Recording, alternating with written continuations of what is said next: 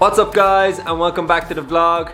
I'm sorry it's been a minute, but I have been off getting some awesome new content for you guys, so hit that subscribe button if you haven't already done so and watch this space. Now on to today's video. As much as this vlog is going to get me in trouble with the missus, it's an addiction. Babe, babe, babe, no babe, wait!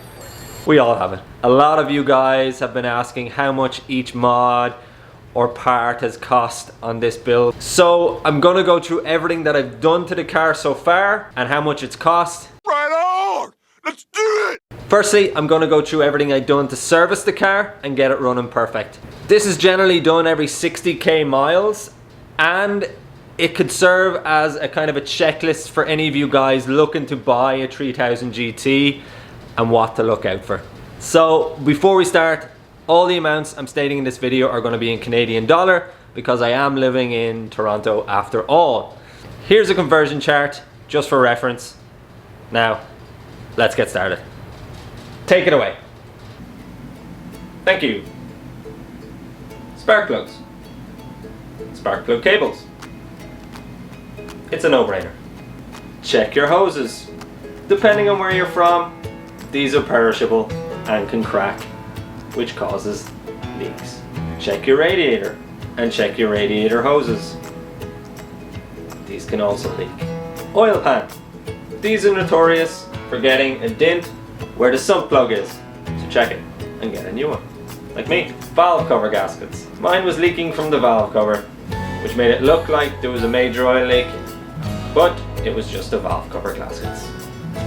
So check them. Engine mounts. I replaced all four. These are prone to cracking because they are made from rubber. If you want to upgrade, get the polyurethane ones from 3SX. It'll stop your engine vibrations. Drive belts, especially the serpentine belt. Make sure to check them. If there's a squealing noise when you accelerate, it could possibly be your drive belts. So replace them.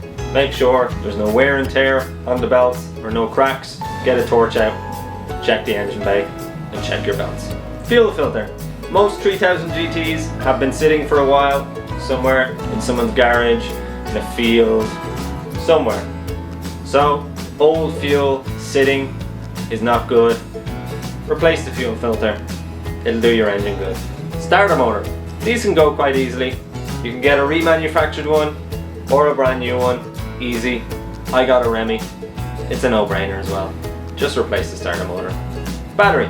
When I bought the car, it still had the original battery in it and it just wasn't holding charge, so I got a new battery. And if you're going to store your car over winter, make sure that you put your battery on trickle charge. It just keeps the health of your battery. Light bulbs. Just make sure, it seems like a no-brainer, that you check the lights before you buy, that they're all working. I replaced all of my bulbs with halogen bulbs. It's just something that I like to do. But if you don't need to replace them, don't replace them. But just check them. Stabilizer links. Take the car for a test drive. If it feels like or sounds like there's clunking noises coming from anywhere within the wheel area, front or rear, check your stabilizer links and your sway bar. I replaced front and rear stabilizer links all round. Much smoother driving experience. Just take the car for a test drive. And the grand total is just over 1,000 Canadian dollars for everything that I did to service the car. It's really not that expensive. It's all worth doing.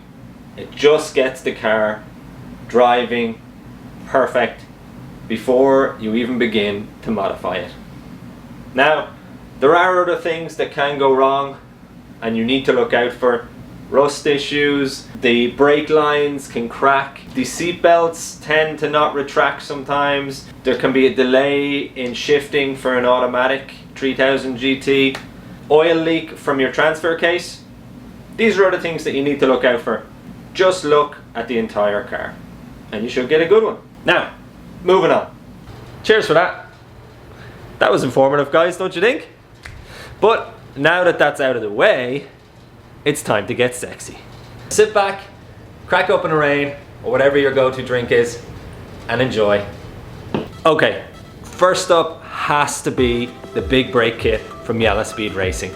I got 6-pot on the front and 4-pot on the rear, and it makes such a big difference to the stopping power, guys.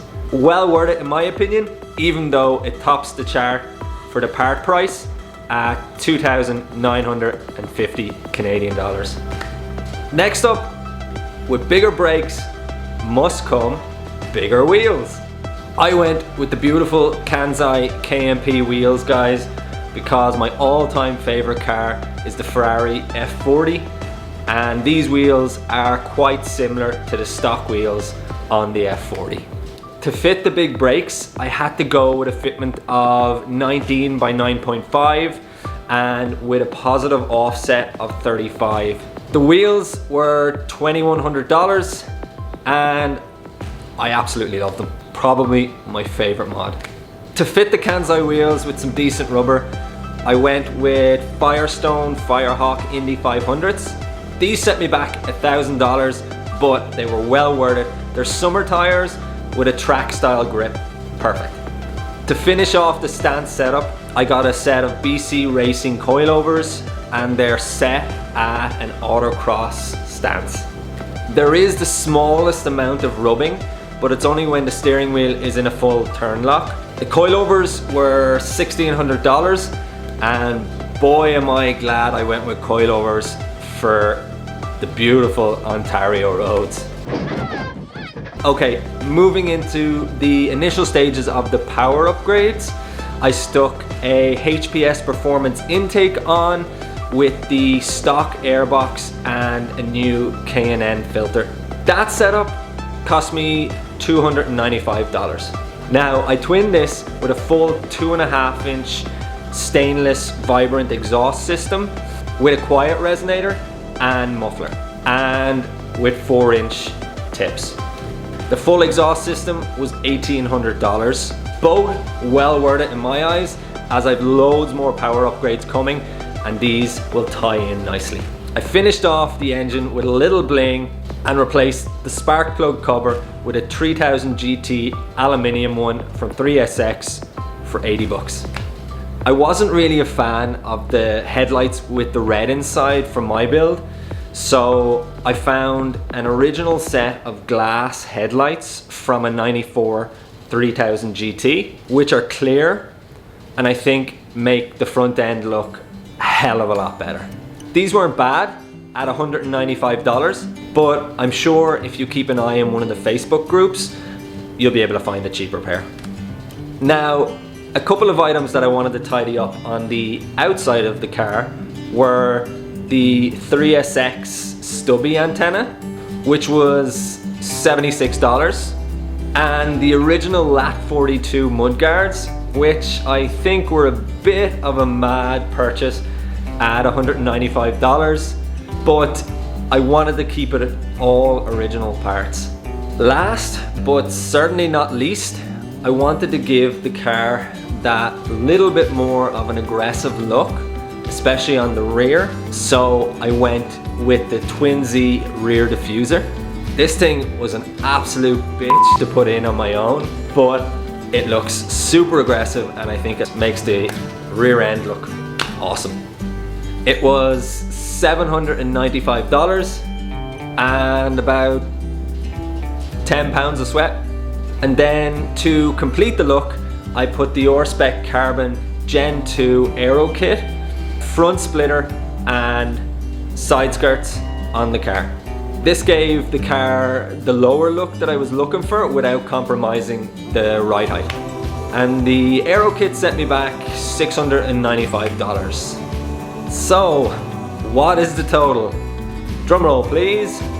For all the modifications and service parts so far, the total was $12,839. Not so bad, considering how awesome Mitzi looks at the moment.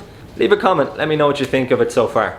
Coming up, there is 1 or 2 major mods that I want to do to the exterior, looks wise, but we're gonna keep it a secret, and I can say it will be soon. So stay tuned.